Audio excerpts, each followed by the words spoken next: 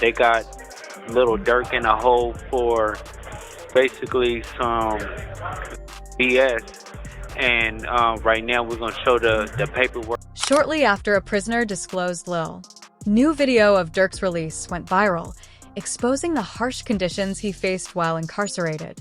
I know for a fact that's not the end of his story. Like, he coming from under that shit. G Herbo and other rappers had already alluded to the impending big thing, but nobody had anticipated that Durk's release would have such a bizarre motive. Let's dissect it. Lil Durk's latest video goes viral. The tone was established by Durk's legal team's recording. They talked about circumstances that were extremely concerning. Fans were concerned about his safety and well-being due to the harsh treatment, restricted access, and circumstances. His release was influenced by that particular incident.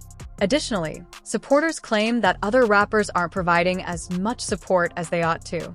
Smirk is in there, man, realizing the world don't stop spinning because you lie. You must comprehend the timeline in order to comprehend why that jail release moment caused the reaction that it did. Durk was taken into custody by U.S. Marshals on October 24, 2024, in Broward County, Florida, close to Miami International Airport. 5 members of his Soul Family Collective had been charged the day before, on October 23rd. They were Asa Houston, David Brian Lindsay, Keith Jones, DeAndre Dantrell Wilson, and Kayvon London Grant. It was claimed that Durk was the one who planned the entire operation. On November 15, 2024, he was arraigned after being extradited to Los Angeles. He entered a not guilty plea. Detention without bond was mandated by the judge. Since then, every effort to remove Durk has been unsuccessful. By December 2024, bail was turned down. Prosecutors cited jail calls that demonstrated rule violations, such as making three-way calls using the phone accounts of other prisoners. Due to jail violations, a second bail review was rejected in May 2025. Prosecutors rejected his request for bail in June 2025, citing evidence that he had tried to escape to Dubai prior to his arrest. The response has been the same each and every time. No. August 2025 arrived. After he was allegedly discovered in possession of an unapproved Apple Watch, Durk was put in solitary confinement. An ordinary jail cell is not what the Special Housing Unit, or SHU, is. Isolation is what it is. Over the course of 4 months, Durk spent 131 days in that unit. He was only permitted to make 1 phone call per month during that time. No regular interactions with people outside the walls, no in-person visits. His legal team submitted a motion on January 6, 2026, claiming that the prolonged use of solitary confinement was against federal law and possibly the ETH amendment. Following a review hearing on January 7th, Durk was released from the SHU and reintegrated into the general population on January 15, 2026. February 9, 2026, was supposed to be the date of a follow-up status hearing regarding the extended SHU detention, but it was canceled since the matter had already been settled. He had already left solitary. Since then, there have been no reports of any new violations or modifications to his general custody status. Durk remains in federal custody. He is yet to be released on bond. He is still being prosecuted on charges that could result in a life sentence. However, he is able to make regular phone calls for the first time in months. He is able to receive visits. He is able to communicate with others. Additionally, there is a fan base that follows every court filing and legal development as if it were a playoff game. It felt like a huge change. It was described as a minor but significant step by his own attorney. And the reality is perfectly encapsulated in that phrase. Despite its small size, it has significance. The actual battle hasn't even begun, though. The plot and the charges. The explanation for Durk's. A set of charges that sound like a crime drama script, but with 1 person dead and every name real, are sitting in a federal detention facility rather than in his home studio. Durk is charged with 3 counts: conspiracy to commit murder for hire resulting in death by use of interstate facilities, and using, carrying, and discharging firearms, including a machine gun, in furtherance of a violent crime resulting in death.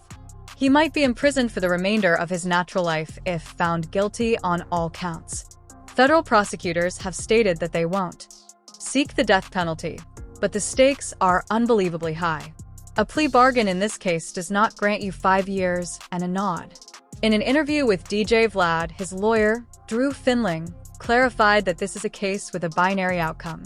Vlad, this is Life? This is a life imprisonment case. Okay. There's no in between. This isn't state court. There's no, Right. hey, we'll do 10, 15. It's a life case. Everything revolves around that assertion. Here, there is no compromise. A negotiated surrender to a lesser charge that would allow Durk to return home in a few years does not exist. That is not how the federal system operates, particularly not in a situation this serious. Throughout the interview, Finling frequently brought up the distinction between state and federal cases, and it is one that is very important. If you and I talk, state cases are kind of middle school basketball, and federal cases are kind of the NBA all-star in terms of the complexity and everything that goes into it. The underlying accusations are the first step in the complexity he is discussing. Prosecutors claim that the whole series of events began in November 2020 when Devin Bennett, also known as King Von, Durk's close friend and F-artist, was killed in a fight outside an Atlanta nightclub with the crew of Georgia rapper Tickian Terrell Bowman, also known as Wando Rondo. Prosecutors claim that after that, Durk put a bounty on Wando Rondo's life. According to the government's case, that purported bounty resulted in an unsuccessful attempt at assassination on August 19, 2022, at a gas station close to the Beverly Center Mall in Los Angeles. Wando Rondo made it through the assault. Sevia Lou Piebi Robinson, his 24-year-old cousin, did not. The gunshots killed Robinson. The government has gathered copious and painstakingly detailed evidence to back up these claims. Flight records provided by the prosecution demonstrate that members used credit cards associated with Durk's label to travel from Chicago to California. They have reservations at hotels. According to their communications, the group is directly tied to the plot. They claim that Durk planned the operation by providing the individuals who carried it out with cash rewards and what the federal complaints characterize as lucrative music opportunities. The government is portraying a picture of an affluent and powerful artist who killed an innocent person after using his resources and influence to inflict a hit on another person. The cooperation of at least one co-defendant, F. Jam, real name Jamonte Norman, has reportedly cooperated with authorities by providing information that implicated Durk in exchange for a potentially lighter sentence, adding another level of seriousness to the prosecution's case. Cooperation has a different weight in the federal system than it does in state courts. When talking about the differences between federal cooperators and state witnesses, Finling addressed this directly, citing the notorious breakdown of Lil Woody's testimony in the Young Thug RICO trial as an illustration of something that just does not occur at the federal level. So that just never happens in a federal case. And I'm saying this to the guy that did an iconic interview of Sammy the Bull Gravano, right? Finling was trying to make a serious point. Cooperative witnesses appear before grand juries and undergo numerous interviews in the federal system. In addition to the charges they were already facing, they could be charged with perjury and false statement if they retract or change their story. The purpose of the incentive structure is to keep people locked in, and it's effective. Lil Woody's breakdown on the stand is not typical of federal cooperators. Since their own freedom depends on it, they arrive prepared and provide the government with precisely what it requests. People are locked in. I mean, they are locked in. They're in front of grand juries. There are multiple interviews. And that's one of the reasons Durk's case is so dangerous.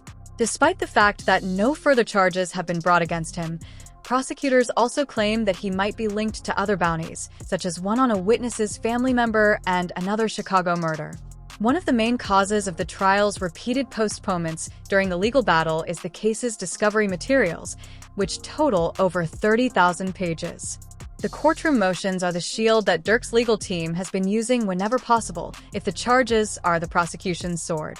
Furthermore, the most intriguing conflict in this case has been the dispute over whether Lil Durk's own. He could spend the rest of his life behind bars thanks to music. Prosecutors pushed for the admission of lyrics, videos, and images as evidence during the trial on February 4, 2026, claiming that these artistic creations show intent and motivation. 5 days later, on February 9th, 2026, the judge rendered a decision that divided the arguments. The song Hanging with Wolves' specific lyrics were excluded from the evidence. Prosecutors wanted to use a line that talked about daring law enforcement to catch him after he boarded a plane with a warrant. The judge decided that those specific words were inadmissible because they had to do with flight risk rather than the main charges of murder for hire. However, music videos and lyrics are still being considered and might be shown to a jury. Although this argument over lyrics is not exclusive to Durk's case, it has grown to be one of its most divisive aspects. The arguments made by Drew Finling, who has been outspoken in his displeasure with the practice of using rap lyrics as criminal evidence, extend well beyond the particulars of this particular case. He presents it as a systemic problem that specifically targets one musical genre, and it's primarily Black performers. And I'm sensitive to that issue because I don't know of another art form, and you have your finger on the pulse of rap as good as anybody in the world right now. The broader point Finling has been making is made possible by that observation. He questions the notion that law enforcement is capable of, or even eager to, understand the true workings of music production. Additionally, he contends that this ignorance breeds harmful misunderstandings that may cost people their freedom. And I guarantee you that Vlad cannot tell me another musical genre in which the government plays the game. Prosecutors go through thousands and thousands of verses in the game Finling is describing, searching for phrases that they can tangentially relate to criminal activity. He likened it to the kid's puzzle. Waldo, where are you? Furthermore, the comparison is startling because it implies that the government is more interested in finding anything that seems to fit than in evaluating the evidence.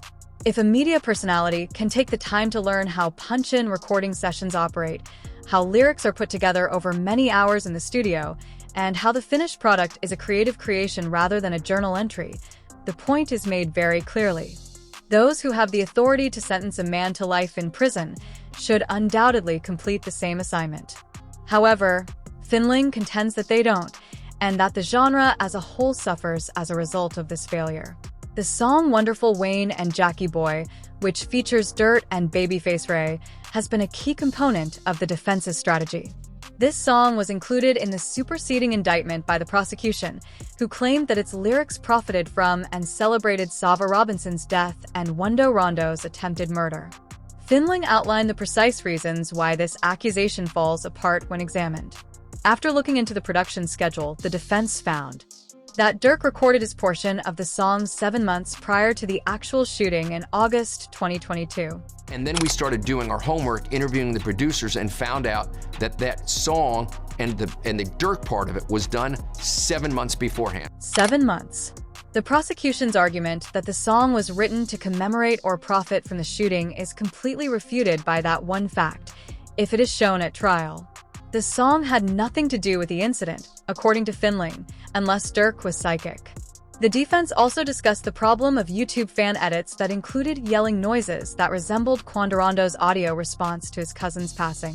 Beyond the lyrics dispute, it was made clear that these edits were made by haphazard fans in their garages and basements and had nothing to do with Durk, Babyface Ray, or any of the corporate companies that produced the song.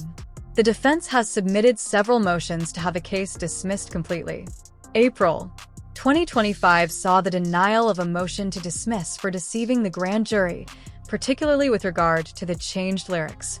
The defense requested dismissal in November 2025, claiming that the judge and prosecutor had been the targets of undisclosed death threats that jeopardized the fairness of the proceedings.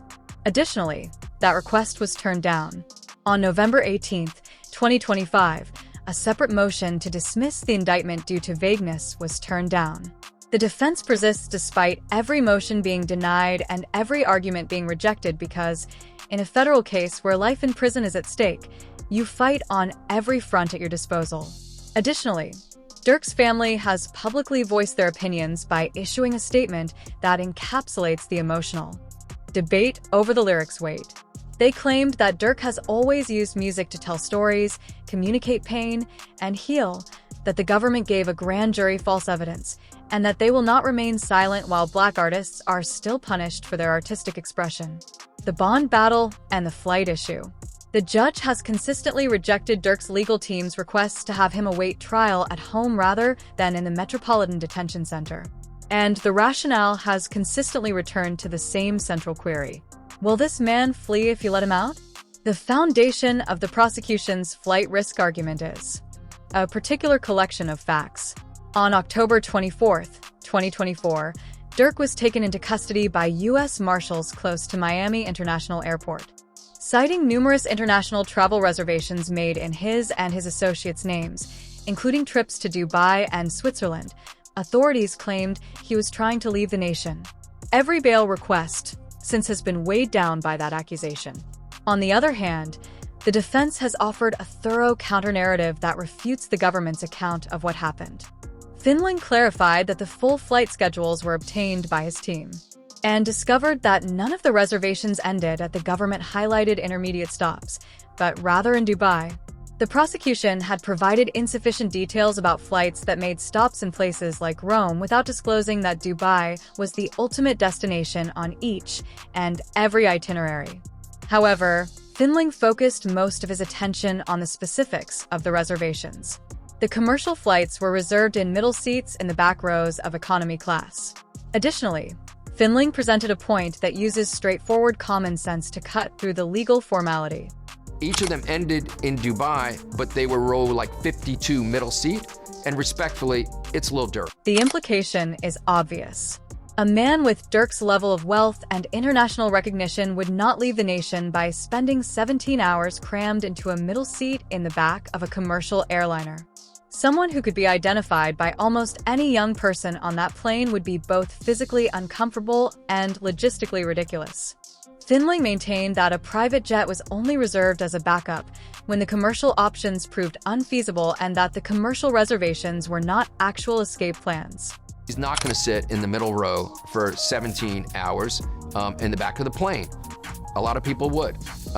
It's just more of a distraction to him. Then, Findling disclosed a detail that the majority of those following the case are unaware of. After the defense gave the Federal Probation Office the full itineraries. After considering all of the available data, the probation officer determined that Durk posed no flight risk. The court was advised to do so by the probation officer. It was not followed by the court.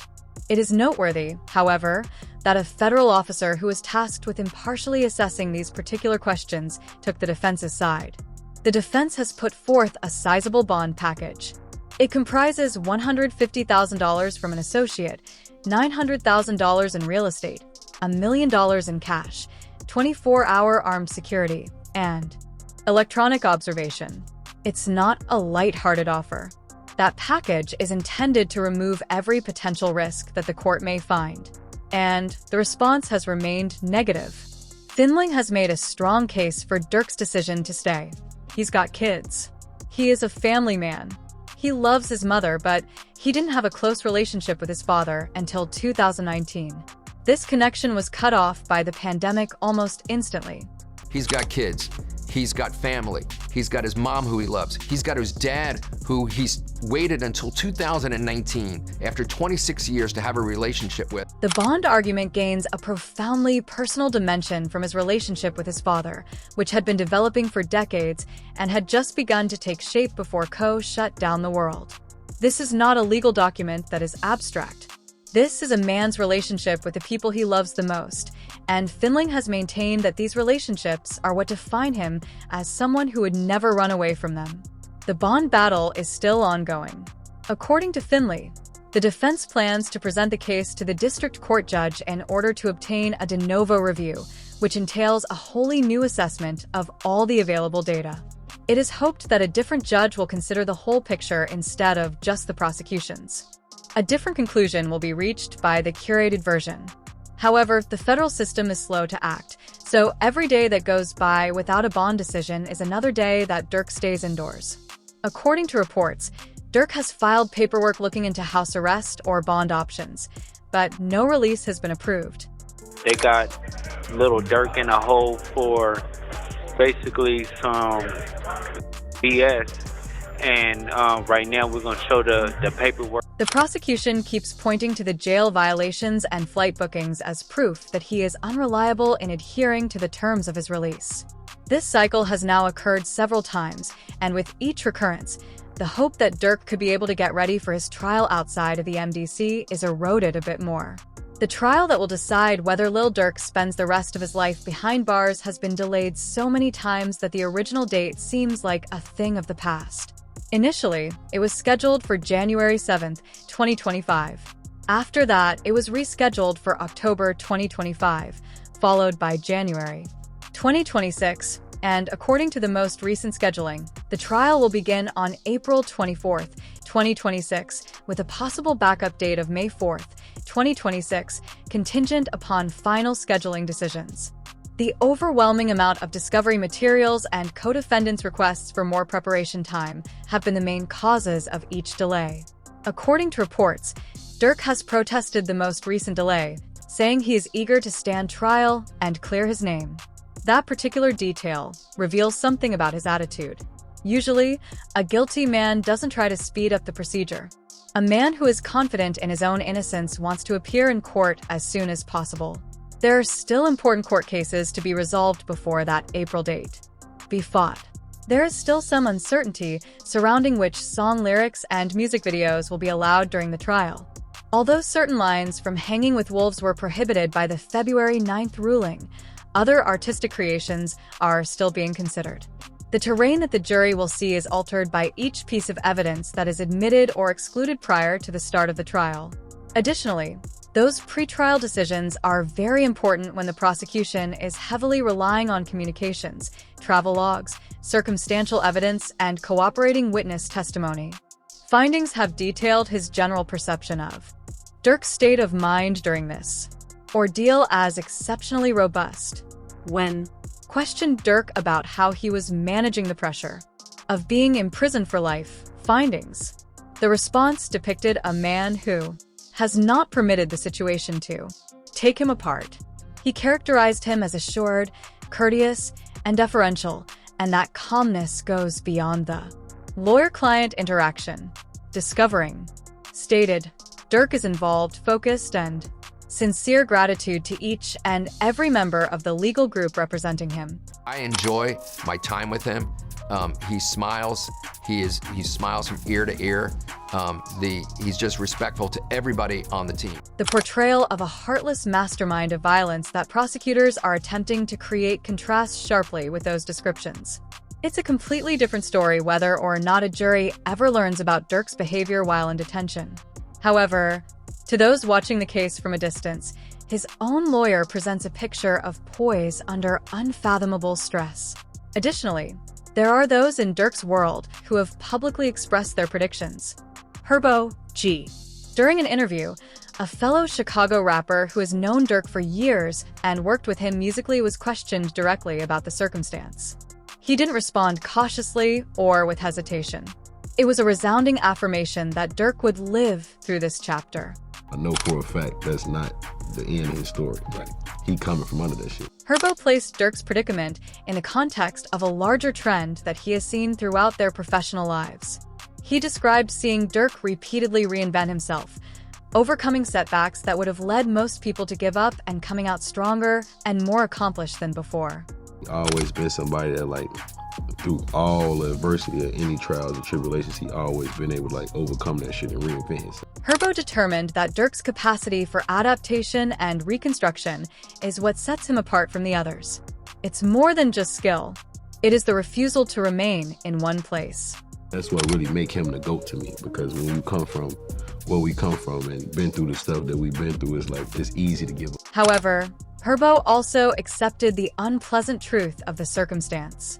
He didn't sugarcoat it when asked how hard it is to watch Durk go through this. He referred to it as painful and highlighted a reality that goes beyond any one person's particular legal situation. People will do everything in their power to undermine you once you achieve a certain level of success. A lot of times when you get that big, people work overtime to try to pull you down, to try to pull you off of that mountaintop, you feel what I'm saying? Then, with the weight of someone who has witnessed Durk defy the odds before, Herbo made a prediction. Even though it is a dark moment, He claimed that it will ultimately result in a Durk that is more dangerous, determined, and focused than anything the world has seen from him to date. Sometimes that shit just make you a different type of animal, type of beast, where you just like hearing like, damn, everybody counting me out. What transpires in a Los Angeles courtroom sometime in April 2026 will determine whether or not that prediction comes to pass. Review of the discovery is ongoing. The motions are still being submitted. The preparation of the cooperating witnesses is still ongoing. And Durk continues to wait for the opportunity to stand in front of 12 people and share his side of the story while seated inside the Metropolitan Detention Center. However, what are your thoughts? Will he be able to escape this situation quickly, or will it all turn into a catastrophic situation? Please share your opinions with me in the comment section. To view additional videos similar to this one, click the following card on your